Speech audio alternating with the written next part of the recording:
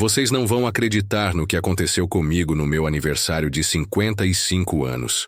Meu próprio filho me deu um presente, desses que custam uma fortuna e vêm embalados em papel dourado. Eu fiquei emocionado. Pensei que finalmente ele tinha me entendido, que nossa relação havia mudado depois da morte da minha esposa. Mas aí eu descobri a verdade por trás daquele presente caro. E o que eu fiz depois? Bem, digamos que nossa família nunca mais foi a mesma. Fiquem até o final porque essa história vai chocar vocês. Se você gosta de histórias como essa, inscreva-se no canal e me conte nos comentários de onde você está assistindo.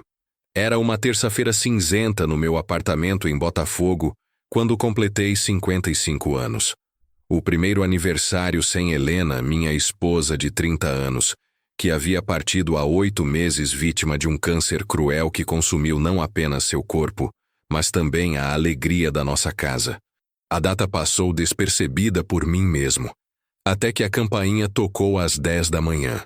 Do outro lado da porta estava Mateus, meu filho de 28 anos, segurando uma caixa elegante embrulhada em papel dourado com um laço vermelho. Seu rosto estava sério, como havia se tornado padrão desde o funeral da mãe. Mas havia algo diferente naquele dia, uma tensão que eu não conseguia decifrar. "Parabéns, pai", disse ele, estendendo o presente com movimentos mecânicos, como se estivesse cumprindo uma obrigação desagradável. Não houve abraço, não houve sorriso, apenas aquela entrega formal que me deixou com um aperto no peito. Convidei-o para entrar, ofereci café, tentei iniciar uma conversa sobre como estava indo seu trabalho na multinacional onde era analista financeiro. Mateus sempre havia sido brilhante com números, formado em administração pela PUC-Rio com louvor, mas desde a morte da Helena, nossa comunicação havia se reduzido a monossílabos e encontros obrigatórios. Ele recusou o café, permaneceu de pé na sala, olhando impacientemente para o relógio como se tivesse compromissos urgentes. A caixa dourada permanecia sobre a mesa de centro entre nós, como um presente de grego que eu ainda não sabia interpretar. "Abre logo, pai", disse Mateus com uma impaciência mal disfarçada. "Tenho que ir trabalhar." Suas palavras me machucaram mais do que deveria. Desde quando meu próprio filho tratava meu aniversário como um inconveniente em sua agenda? Peguei a caixa com cuidado, notando que era pesada e cara, provavelmente vinda de alguma loja elegante da Zona Sul. Dentro, embrulhado em papel de seda azul, encontrei um relógio Rolex dourado, daqueles que custam o equivalente a 6 meses do meu salário de professor aposentado. Fiquei genuinamente surpreso e emocionado. Mateus nunca havia me dado um presente tão caro, tão significativo. "Mateus, filho, isso deve ter custado uma fortuna", disse, segurando o relógio contra a luz da janela. "Você não precisava gastar tanto comigo." Pela primeira vez naquela manhã, ele esboçou algo parecido com um sorriso, mas havia uma frieza naquele sorriso que me arrepiou. "Não se preocupe com o preço, pai. Você merece." Tentei abraçá-lo, mas ele se afastou sutilmente, mantendo a distância física que havia se tornado nossa nova normalidade. Coloquei o relógio no pulso, admirando como ficava elegante, como me fazia sentir valorizado depois de meses me sentindo invisível e esquecido. "Obrigado, filho. Realmente não esperava. Achei que você havia esquecido meu aniversário." "Como eu poderia esquecer?" respondeu ele. Mas havia algo estranho no tom da voz, uma amargura que eu não conseguia compreender. Nos dias seguintes ao meu aniversário, comecei a notar comportamentos estranhos em Mateus. Ele ligava com mais frequência, sempre perguntando como eu estava, se precisava de alguma coisa, se estava cuidando bem da saúde. No início, interpretei isso como sinais de que finalmente estava se preocupando comigo, após meses de distanciamento. Mas havia algo forçado naquela atenção súbita. As perguntas pareciam ensaiadas, mecânicas, como se ele estivesse seguindo um roteiro. Quando eu tentava aprofundar as conversas, falar sobre minha solidão, sobre como sentia falta da Helena, ele rapidamente mudava de assunto ou arrumava uma desculpa para terminar a ligação. Uma semana após o aniversário, Ele apareceu em casa novamente, dessa vez trazendo comida pronta de um restaurante caro de Ipanema. Salmão grelhado com legumes, uma refeição que custava mais do que eu gastava em comida durante uma semana inteira. Pensei que você poderia estar se alimentando mal, disse organizando os recipientes sobre a mesa da cozinha. Homem sozinho nunca sabe cozinhar direito. A observação me irritou. Helena havia me ensinado a cozinhar durante nossos 30 anos de casamento, e eu me virava muito bem sozinho. Mas engoli o comentário, grato por qualquer sinal de cuidado do meu filho. Durante o jantar, ele fez perguntas específicas sobre minha rotina, meus horários, meus hábitos. Queria saber a que horas eu dormia, que remédios estava tomando, se tinha consultado algum médico recentemente. Respondi a tudo, feliz por ter sua atenção, mesmo que fosse estranha. Foi numa quinta-feira chuvosa, 2 semanas após meu aniversário, que descobri a verdade por acaso. Estava organizando alguns papéis de Helena quando encontrei seu tablet escondido no fundo da gaveta da cômoda. Ela costumava usá-lo para ler livros digitais e navegar na internet durante os últimos meses de vida, quando estava muito fraca para segurar livros físicos. Liguei o aparelho por nostalgia, querendo ver que livros ela havia lido nos últimos dias, talvez encontrar alguma nota ou mensagem que ela tivesse deixado. Mas quando abri o histórico do navegador, encontrei algo que me gelou até os ossos.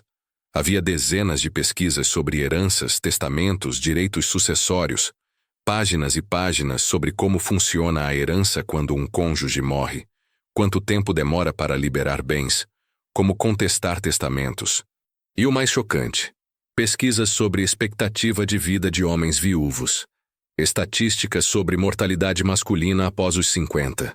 Meu coração disparou enquanto eu lia aquelas pesquisas, todas feitas nos últimos 2 meses de vida de Helena. Ela sabia que estava morrendo e estava pesquisando sobre minha provável morte. Isso não fazia sentido. Helena sempre foi uma mulher prática, mas nunca mórbida ou interesseira. Continuei investigando e encontrei conversas em um grupo de WhatsApp chamado Família, Assuntos Importantes. Era um grupo que incluía Helena, Mateus e Carla, minha cunhada. As mensagens trocadas ali me fizeram o mundo desabar. Com mãos trêmulas, li as mensagens que Helena havia trocado com Mateus e Carla durante seus últimos meses de vida. O que encontrei foi uma conspiração familiar que eu jamais poderia imaginar. Helena havia descoberto que eu tinha uma conta poupança secreta com R$100 mil, dinheiro que vinha juntando ao longo dos anos para nos dar uma aposentadoria mais confortável. Era uma surpresa que eu planejava revelar quando ela se recuperasse. Mas ela interpretou aquilo como uma traição, uma forma de esconder dinheiro da família. Nas mensagens, ela dizia para Mateus: seu pai tem dinheiro escondido que pode ser nosso direito. Quando eu morrer, ele vai herdar tudo meu. Mas se ele morrer logo depois, você herda tudo. É questão de tempo. Mateus respondia: mãe, não fala assim. Mas é verdade que homens viúvos não duram muito. Li que 60% morrem nos primeiros 2 anos após perder a esposa. Carla completava: é só questão de cuidar para ele não refazer a vida com outra mulher. Aí sim perdemos tudo. As mensagens continuavam, planejando estratégias para me manter isolado, para controlar minha vida social, para garantir que eu não encontrasse uma nova companheira. Helena, mesmo morrendo, havia orquestrado um plano para me manter sozinho e vulnerável até minha morte natural.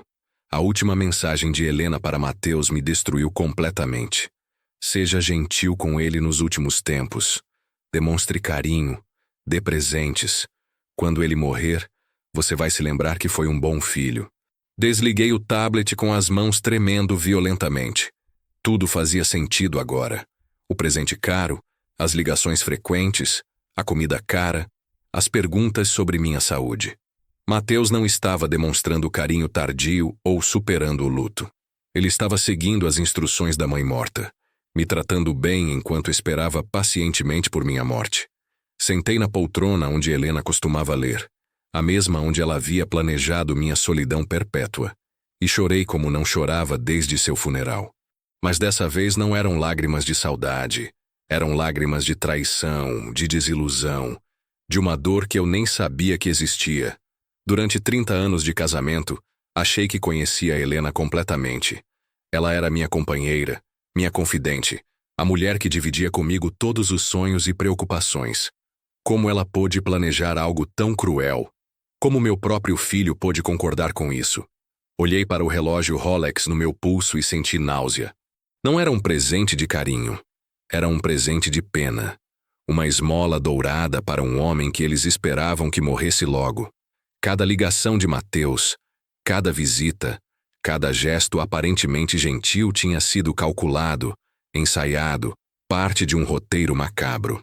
Fiquei sentado naquela poltrona até escurecer, tentando decidir o que fazer com aquela descoberta. Confrontar Mateus? Fingir que não sabia de nada? Como você lida com a descoberta de que sua própria família estava esperando ansiosamente por sua morte? Não consegui dormir naquela noite. Fiquei deitado na cama que havia dividido com Helena por 3 décadas, olhando para o teto e repassando nossa vida juntos, sob uma nova perspectiva. Quantos outros segredos ela havia guardado? Quantas outras manipulações eu não havia percebido?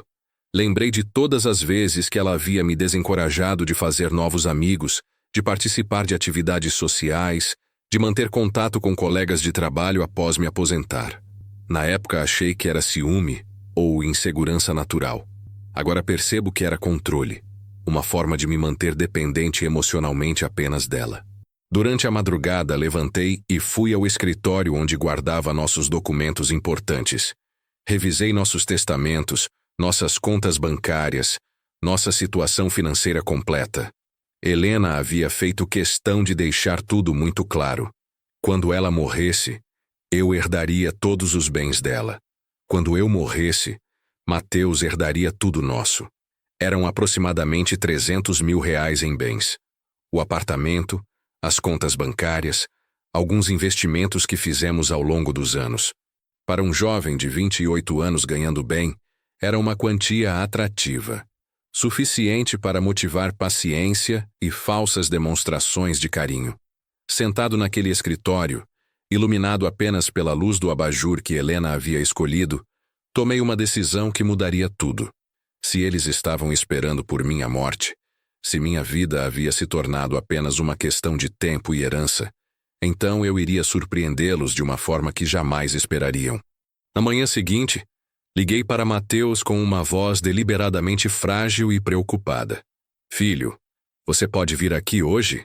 Não estou me sentindo muito bem. Acho que preciso ir ao médico.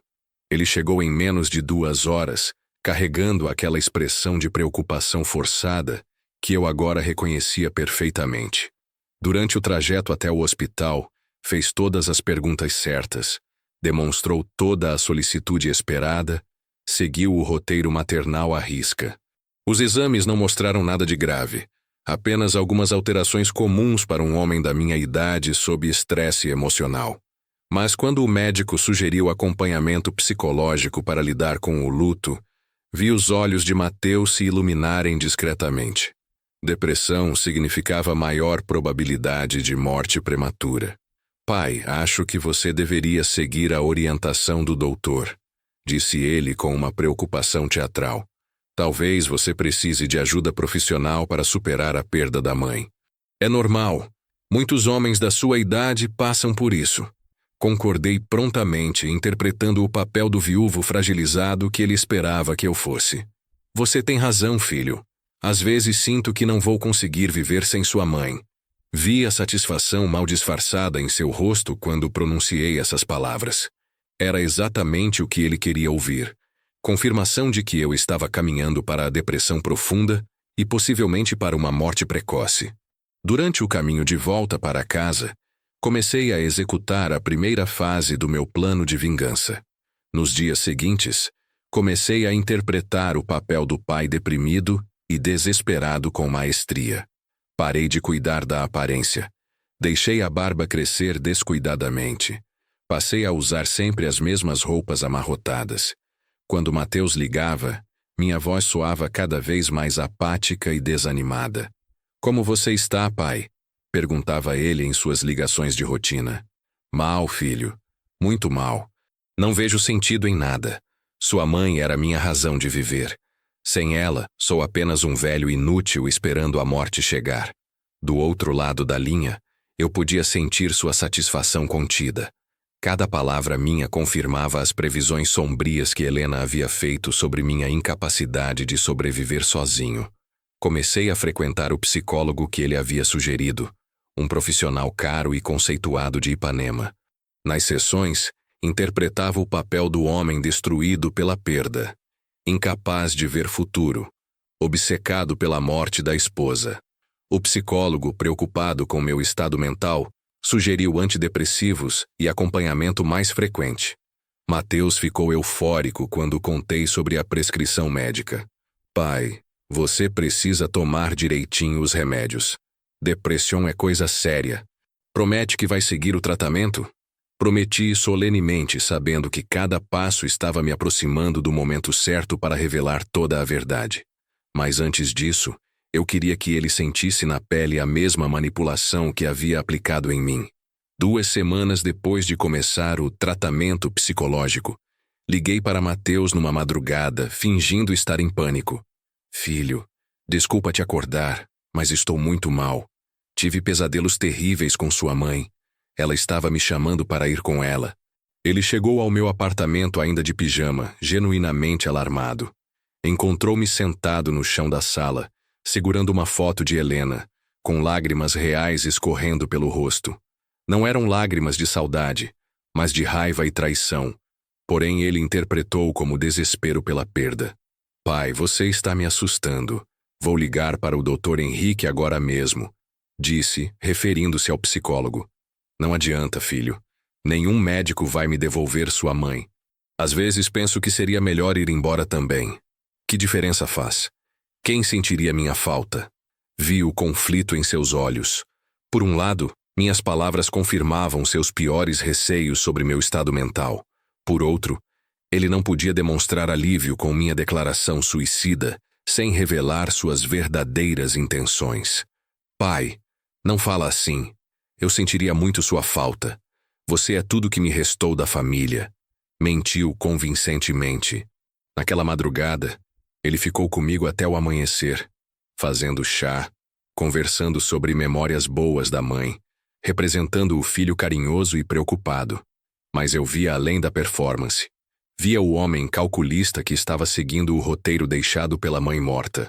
Durante o mês seguinte, intensifiquei minha performance de decadência física e mental. Perdi peso propositalmente, comendo pouco quando Mateus estava por perto. Deixei o apartamento desarrumado, com pilhas de pratos sujos na pia e roupas espalhadas pelo quarto. Queria que ele me visse como um homem que estava definhando rapidamente. Criei situações que demonstravam minha suposta incapacidade de cuidar de mim mesmo. Queimei uma panela acidentalmente. Esqueci o gás aberto, deixei a torneira da banheira transbordando. Cada incidente era cuidadosamente planejado para parecer consequência de depressão e descuido. Mateus reagia a cada episódio com uma preocupação que parecia genuína, mas eu conhecia a verdade por trás daquela solicitude. Ele começou a sugerir que eu considerasse contratar uma empregada doméstica, ou até mesmo me mudar para uma casa de repouso. Pai, você não pode continuar assim. Está perigoso morar sozinho no seu estado. E se acontecer algo sério quando não tiver ninguém por perto? Argumentava durante uma de suas visitas semanais, que haviam se tornado mais frequentes à medida que eu aparentava estar piorando. Talvez você esteja certo, filho. Talvez eu não sirva mais para viver sozinho. Respondi com a voz quebrada, observando como seus olhos brilharam discretamente com a possibilidade de me ver internado e ainda mais vulnerável. A cada dia que passava, eu sentia menos pena de Mateus e mais determinação de executar minha vingança. Foi durante uma conversa aparentemente casual sobre finanças que plantei a semente que mudaria tudo. Estava sentado com Mateus na varanda do apartamento, contemplando o mar de Botafogo enquanto ele me atualizava sobre suas preocupações com minha saúde mental e física.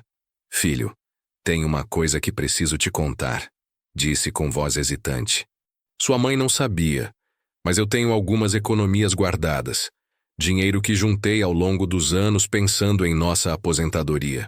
Vi como ele se inclinou para a frente, tentando disfarçar o interesse súbito. Que tipo de economias, pai? Uma conta poupança. Tenho uns 100 mil reais lá. Pensei em usar para viajar com sua mãe quando ela melhorasse, mas agora... Deixei a frase no ar, fingindo estar emocionado demais para continuar. Mateus tentou manter a compostura, mas percebi como sua respiração mudou, como seus olhos se fixaram em mim com uma intensidade nova. Pai, isso é muito dinheiro. Você precisa cuidar bem dessas economias. Para quê, filho? Para que um velho como eu precisa de dinheiro? Não vou conseguir curtir nada sozinho. Pausei dramaticamente. Às vezes penso em doar tudo para a caridade. Pelo menos seria útil para alguém. A palavra caridade teve o efeito de uma bomba. Mateus ficou visivelmente tenso, tentando encontrar argumentos para me dissuadir sem parecer interesseiro. Pai, você não deve tomar decisões importantes enquanto está deprimido. Talvez seja melhor esperar você se sentir melhor. Sorri internamente. A armadilha estava montada. Nas semanas seguintes, passei a mencionar frequentemente minha intenção de simplificar a vida e me desfazer de coisas materiais. Falava sobre doar móveis, vender o carro, até mesmo sobre a possibilidade de vender o apartamento e me mudar para um lugar menor e mais barato. Pai, você está falando bobagem, dizia Mateus sempre que eu trazia o assunto. Este apartamento é seu lar há décadas, e o dinheiro das suas economias pode te dar segurança na velhice. Mas eu insistia. Que segurança, filho? Dinheiro não traz pessoas de volta da morte. Dinheiro não cura a solidão. Prefiro que vá para quem realmente precisa. Durante esse período, intensifiquei também minha aparência de deterioração física. Usava maquiagem teatral sutil para criar olheiras mais profundas. Fingia tremores nas mãos quando ele estava presente. Reclamava constantemente de dores vagas e mal-estar. Queria que ele sentisse urgência, que percebesse que eu estava definhando rapidamente e poderia morrer a qualquer momento. O mais cruel era observar como Mateus reagia a cada sinal de fraqueza. Havia uma luz em seus olhos sempre que eu tossia muito. Uma atenção especial quando eu fingia estar confuso ou esquecido. Ele estava torcendo pela minha morte, mas sendo gentil o suficiente para não se sentir culpado depois. Uma noite, fingi ter uma crise de ansiedade tão intensa que ele teve que me levar ao pronto-socorro. No hospital, enquanto eu recuperava a consciência após o atendimento médico, ouvi uma conversa telefônica que ele teve no corredor. Mateus estava falando baixo no corredor do hospital, pensando que eu estava dormindo sob efeito de sedativos leves, mas consegui ouvir claramente cada palavra que ele disse ao telefone. Carla, é sério. O pai está muito mal. O médico disse que é estresse pós-traumático severo, que homens da idade dele realmente têm dificuldade de superar perdas assim. Havia uma pausa enquanto ele escutava a resposta da tia. Sim, exatamente como a mãe previu. Ele não vai durar muito tempo assim. Meu coração acelerou enquanto eu fingia estar inconsciente. A conversa continuava. O problema é que ele está falando em doar tudo para a caridade. Carla, são mais de 300 mil reais contando com o apartamento e as economias secretas. Não posso deixar isso acontecer. Outra pausa, depois. Não posso falar diretamente sobre dinheiro. Vai parecer que só me importo com herança. Preciso ser mais sutil. Talvez sugerir que ele faça um testamento mais detalhado, para organizar melhor as coisas. A crueza da conversa me chocou, mesmo já sabendo de suas verdadeiras intenções. Ouvir ele planejando como manipular um pai supostamente moribundo para garantir herança era mais doloroso do que eu havia antecipado. Você tem razão. A mãe foi muito inteligente, continuou Mateus. Se ele não tivesse ficado sozinho, se tivesse encontrado outra mulher, perderia metade de tudo no divórcio. Assim, quando morrer, fico com tudo. Fechei os olhos com mais força, sentindo uma mistura de dor e determinação. Estava na hora da próxima fase do meu plano. Uma semana após o episódio no hospital, procurei um advogado conceituado em Copacabana para fazer um novo testamento. Mas não qualquer testamento. Um documento cuidadosamente planejado para dar uma lição que Mateus jamais esqueceria. No testamento, deixei instruções muito específicas. Caso eu morresse nos próximos 2 anos, toda a minha herança seria dividida meio a meio entre Mateus e o Instituto Nacional do Câncer, em memória de Helena. Mas incluí uma cláusula especial. Para receber sua parte da herança, Mateus teria que ler uma carta lacrada que eu estava preparando, na presença do advogado e de 2 testemunhas. O advogado, Dr. Roberto Mendes, achou a cláusula inusual, mas respeitou minha vontade. Sr. Carlos, posso perguntar o motivo dessa exigência específica sobre a carta? Digamos que quero ter certeza de que meu filho compreenderá completamente meus sentimentos antes de receber a herança. Respondi misteriosamente. Naquela mesma tarde, comecei a escrever a carta que revelaria tudo. Minha descoberta sobre as conversas de Helena e Mateus, minha dor ao descobrir que eles estavam esperando por minha morte, cada detalhe sobre como havia interpretado o papel do pai moribundo durante meses. A carta tinha 15 páginas manuscritas, cada palavra escolhida cuidadosamente para causar o máximo impacto emocional. Queria que Mateus sentisse a mesma traição que eu havia sentido ao descobrir a verdade no tablet de Helena. Guardei o documento no cofre do banco, junto com cópias das mensagens que encontrei e outras evidências da conspiração familiar. Após fazer o testamento, comecei sutilmente a melhorar meu estado físico e mental. Era importante que a mudança fosse gradual o suficiente para não despertar suspeitas, mas visível o bastante para frustrar as expectativas de Mateus sobre minha morte iminente. Primeiro parei de fingir tremores nas mãos. Depois comecei a cuidar melhor da aparência, fazendo a barba regularmente e voltando a usar roupas limpas. Minha postura ficou mais ereta, minha voz mais firme, meu olhar mais alerta.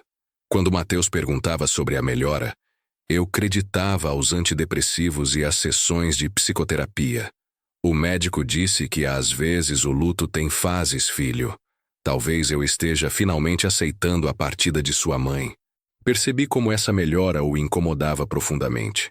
Ele tentava disfarçar, mas havia frustração em seus olhos sempre que me via mais animado ou quando eu demonstrava interesse em atividades sociais. Durante esse período, comecei também a frequentar um grupo de apoio para viúvos na igreja do bairro. Era parte do meu plano. Queria que Mateus soubesse que eu estava expandindo meu círculo social e potencialmente me abrindo para novos relacionamentos. Pai, você acha prudente se expor tanto assim? Talvez seja cedo demais para socializar, dizia ele sempre que eu mencionava as atividades do grupo. Mas eu insistia. O psicólogo disse que isolamento social piora a depressão. Preciso tentar reconstruir uma vida social. Foi no grupo de apoio que conheci Margarida, uma viúva de 52 anos, professora aposentada como eu, que havia perdido o marido no mesmo período que perdi Helena. Era uma mulher inteligente, elegante, com um sorriso caloroso e uma forma de falar que me tranquilizava. Nosso primeiro encontro fora do grupo foi casual. Um café após uma sessão particularmente emocionante, onde falamos sobre reconstrução de vida após perdas traumáticas. Mas rapidamente percebi que Margarida poderia ser uma aliada valiosa no meu plano de vingança. Contei para ela toda a verdade. Sobre as mensagens de Helena, sobre a manipulação de Mateus, sobre como havia descoberto que eles estavam esperando por minha morte. Margarida ficou horrorizada com a história, mas admirou minha estratégia de contra-manipulação.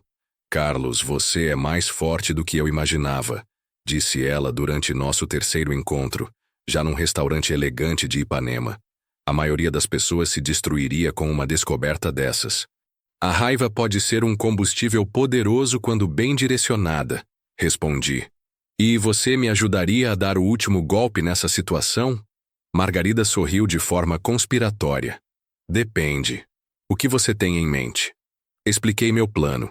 Ela seria apresentada como minha nova companheira, alguém com quem eu estava desenvolvendo um relacionamento sério. O objetivo era fazer Mateus perceber que eu não apenas não estava morrendo, mas também Estava reconstruindo minha vida de uma forma que ameaçaria diretamente seus planos de herança. Se eu me casar novamente, automaticamente metade dos meus bens se tornará propriedade da minha nova esposa. Expliquei. É exatamente o pesadelo que Helena tentou evitar ao me manter isolado.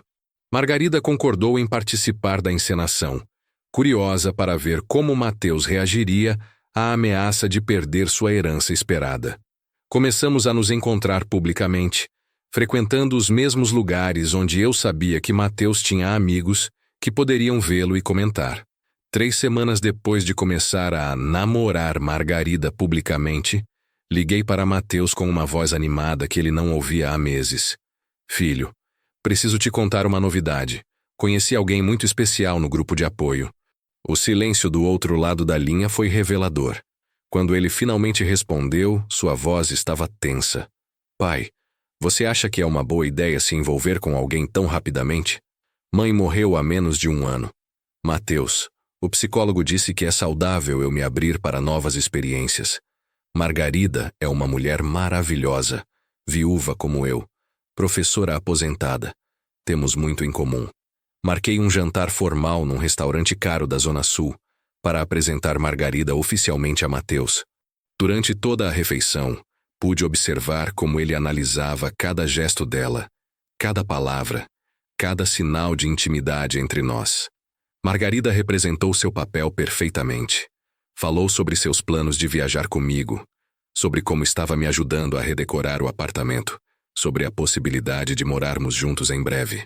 Cada frase era uma punhalada nas expectativas de herança que Mateus havia cultivado. Senhor. Mateus, disse Margarida em determinado momento. Seu pai me contou sobre as economias que vocês têm. Que inteligente guardar dinheiro para a aposentadoria. Carlos e eu estamos pensando em usar parte dessas economias para uma viagem à Europa. Vi o rosto de Mateus empalidecer. Minhas economias secretas que ele descobrira através das pesquisas de Helena, sendo gastas com uma mulher que ele acabara de conhecer. Depois do jantar, Mateus pediu para conversar comigo em particular. Fomos até meu apartamento, onde ele finalmente deixou sua máscara de filho preocupado cair completamente. Pai, você enlouqueceu. Mal conhece essa mulher e já está falando em viajar com ela, em gastar suas economias? E se ela for uma golpista? Fingi surpresa com sua reação.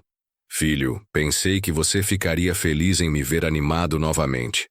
Por meses você se preocupou com minha depressão. Me preocupo sim, mas não quero ver você sendo enganado por uma estranha que apareceu na sua vida no momento mais vulnerável. Era fascinante observá-lo tentando articular sua verdadeira preocupação, a herança, sem admitir abertamente que era disso que se tratava. Ele falava sobre prudência financeira e segurança na velhice, mas eu sabia que estava pensando nos 300 mil reais que poderiam escapar de suas mãos. Mateus, tenho 55 anos, não sou um velho senil. Sei muito bem o que estou fazendo, respondi com firmeza. E, francamente, estou surpreso com sua reação. Esperava apoio, não hostilidade. Ele tentou recuar, percebendo que havia sido muito direto. Pai, eu só quero seu bem. É que é muito rápido. Vocês se conhecem há poucas semanas.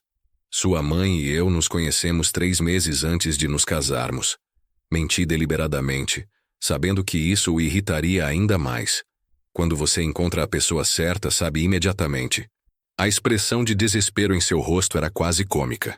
Nos dias seguintes, Mateus intensificou suas visitas e ligações, tentando me dissuadir do relacionamento com Margarida.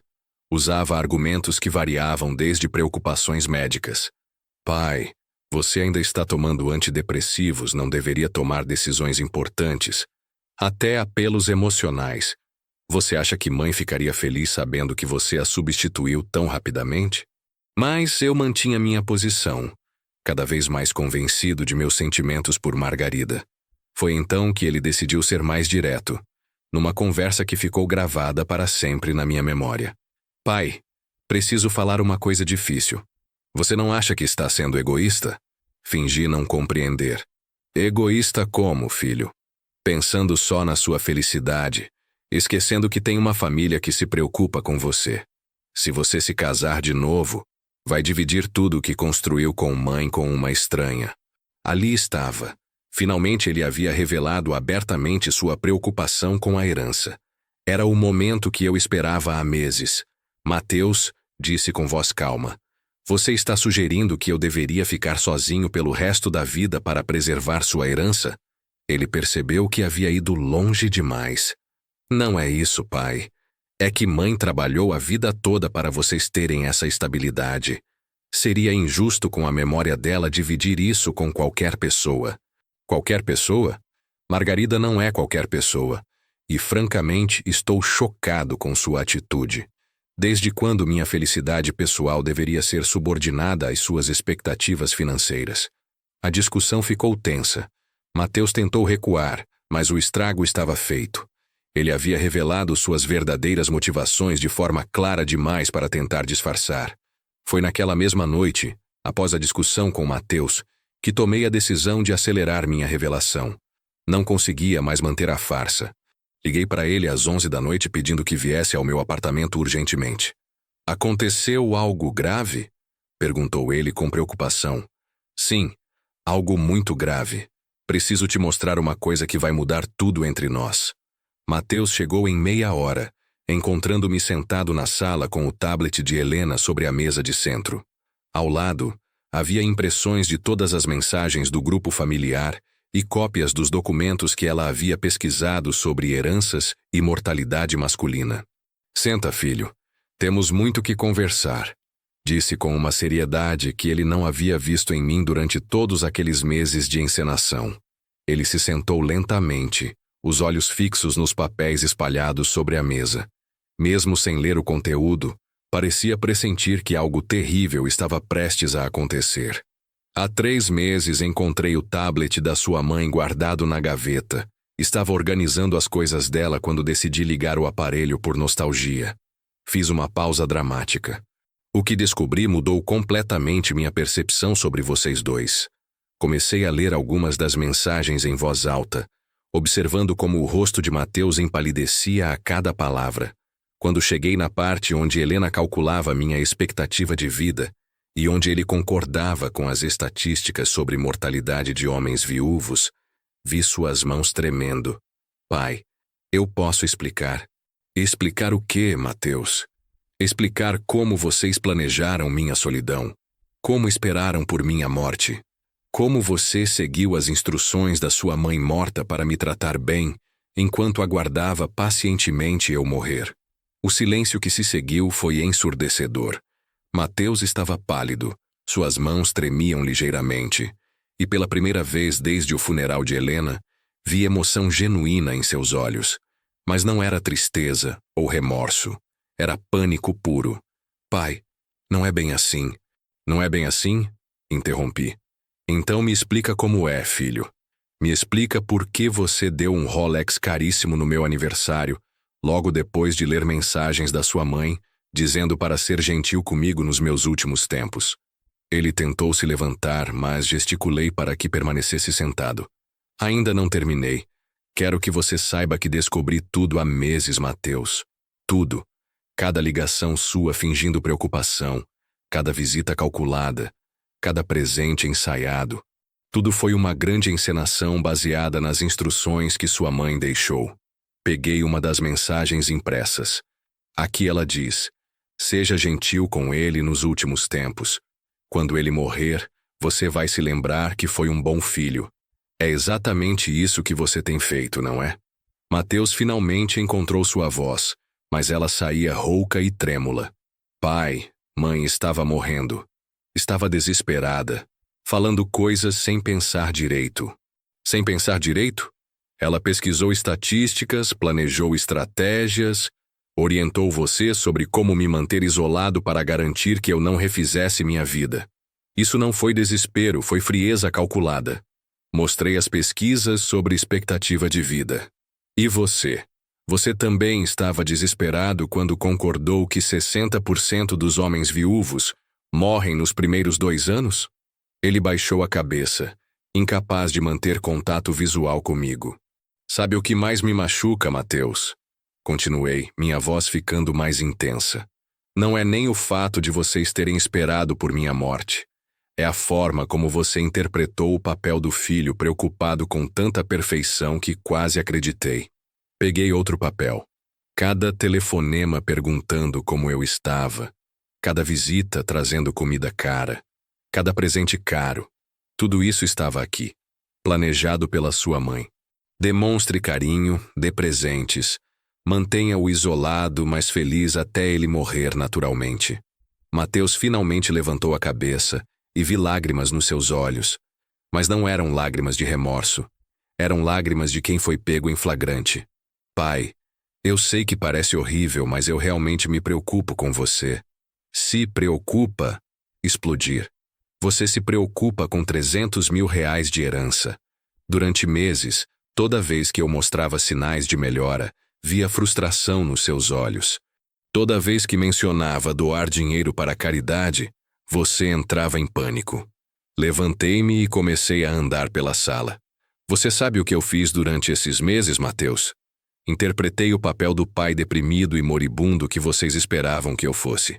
Fingi tremores nas mãos. Criei situações de risco.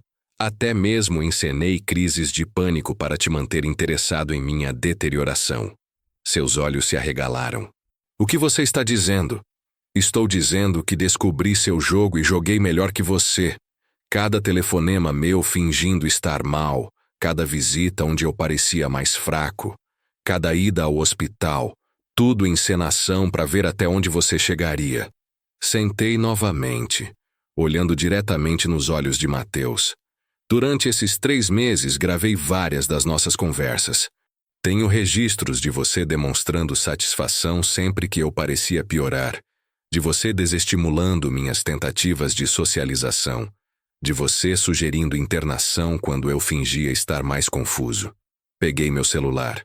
Inclusive gravei sua conversa telefônica com a Carla no hospital, quando você disse que eu não duraria muito tempo e que não poderia deixar eu doar tudo para a caridade. Mateus ficou completamente branco. Pai, você não pode ter. Posso e tenho. Além disso, fiz um novo testamento há 2 meses. Caso eu morra nos próximos 2 anos, você receberá apenas metade da herança. A outra metade vai para o Instituto Nacional do Câncer. Vi o desespero crescer em seus olhos. Mas tem uma condição para você receber sua parte. Continuei. Terá que ler uma carta lacrada que preparei na presença do advogado e de testemunhas. Nessa carta descrevo detalhadamente minha descoberta sobre sua conspiração com sua mãe e sobre como você seguiu as instruções dela para me manipular. Ele tentou falar, mas o cortei. Imagine a cena, Mateus. Você no escritório do advogado, lendo em voz alta para estranhos como planejou a morte do próprio pai, para receber herança. Como se sentirá revelando que seguiu instruções de uma morta para manipular um homem que amava você incondicionalmente? O silêncio que se seguiu foi quebrado apenas pelo som de sua respiração pesada. Mateus finalmente encontrou palavras, mas elas saíram com dificuldade. Pai, eu sei que errei, mas você não entende a pressão que mãe colocou em mim quando estava morrendo. Ela estava obcecada com a ideia de você refazer sua vida e perder tudo. Pressão. Respondi com incredulidade. Mateus, você tem 28 anos, é formado, tem um bom emprego. Que pressão poderia uma mulher moribunda exercer sobre você que o forçasse a desejar a morte do próprio pai? Ele baixou a cabeça novamente. Não era bem desejar sua morte. Era mais como aceitar que ela aconteceria naturalmente. Aceitar. Você estava torcendo por ela. Cada vez que eu parecia mais fraco, vi alívio em seus olhos. Cada vez que mencionava me sentir mal, você ficava mais atento, mais esperançoso. Levantei-me e fui até a janela, olhando para o mar de Botafogo. Sabe o que mais me entristece? Durante 30 anos, eu e sua mãe criamos você com amor. Demos educação, oportunidades, valores. E no final, você nos viu apenas como uma conta bancária. Virei-me para encará-lo. E sabe o que é pior? Sua mãe morreu achando que havia protegido nossa fortuna familiar. Morreu sem saber que eu descobriria tudo e que suas últimas ações destruiriam nossa família para sempre. Mateus começou a chorar, mas não eram lágrimas que me comoviam. Eram lágrimas de quem perdeu um jogo que achava que estava ganhando. Pai, por favor, tem que haver uma forma de consertar isso. Eu reconheço que errei, que fui manipulado pelas ideias doentias da mãe. Manipulado. Explodir novamente. Mateus, você é um adulto responsável. Ninguém te forçou a concordar com aquelas mensagens horríveis.